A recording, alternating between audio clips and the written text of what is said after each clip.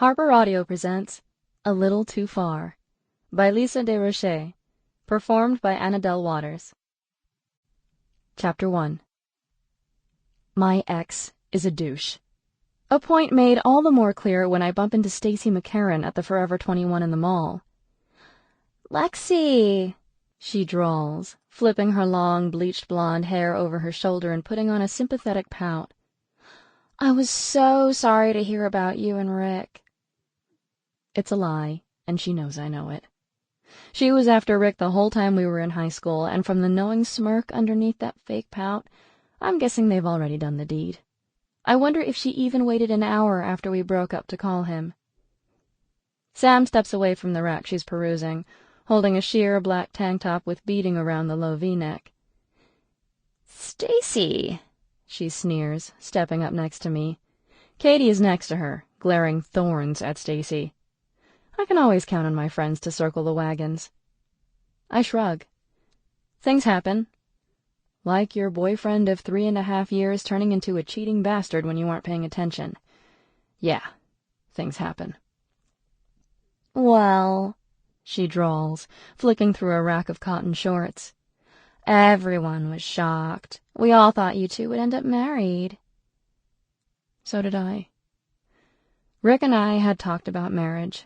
When I came home for summer break after freshman year, he was the one who brought it up. He was the one who started talking about where we should live after we graduated from college. We'd been voted the couple most likely to make it in our senior yearbook. I'd scribbled my name on countless scraps of paper, trying to decide whether to hyphenate or just change my last name from Banks to Hamilton. So when Sam texted me she'd heard that Rick was seeing someone at school, I chalked it up to the rumor mill. It wasn't the rumor mill. Or it was, I guess. It was a combination of my boyfriend being an asshat and the rumor mill. When I got accepted to Notre Dame, there was no question I was going there because, 1, it's a great school, and 2, it's Catholic, which my parents insisted on, but it's also, 3, really far away. A whole bunch of our classmates, including Rick, went to San Jose State because it's so close to home. I guess Rick was too stupid to realize that you can't screw half the campus when the place is swarming with friends of your girlfriend and not have a single one of them notice. So the rumors spread. The stupid thing? Rick gave me a promise ring for Christmas. He did the whole spiel about how I was the love of his life, and he knew we'd spend the rest of our lives together. Blah, blah, blah. The stupidest thing? I fell for it. Until we were in his bed the night after Christmas. We were technically engaged to be engaged, so I felt justified reading through his texts when he got up to go to the bathroom and peel off his condom. Yes, it was a douchey thing to do, so maybe I'm a douche too, but it wasn't just what Sam had said. People were looking at us funny when we went to a party at Rick's best friend's house the day after I got home.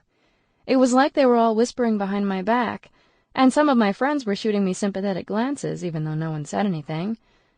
I was feeling super paranoid. So I looked. Not only were there texts from at least 3 different girls, but a few pictures, too. The pictures were mostly of him sitting with girls in his lap or dancing. In one, he was kissing a blonde with big boobs, but it didn't look like more than just a peck on the lips. Bad, but not totally incriminating.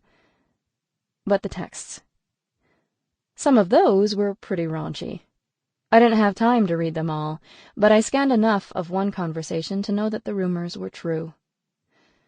My heart scrunched itself into a tiny knot, and my chest was so empty. I didn't even hurt right at that second. The hurt came later and stayed for a really long time. Just then, in Rick's bedroom, humiliation filled the empty space instead. I was sitting on the edge of his bed, holding his phone in my hand, when he came back from the bathroom. "You fucked her in your chemistry lab? Seriously?" His eyes went wide, and all the blood drained from his face. "It's not what you think." Adrenaline rushed my bloodstream at his denial, and I shook with rage.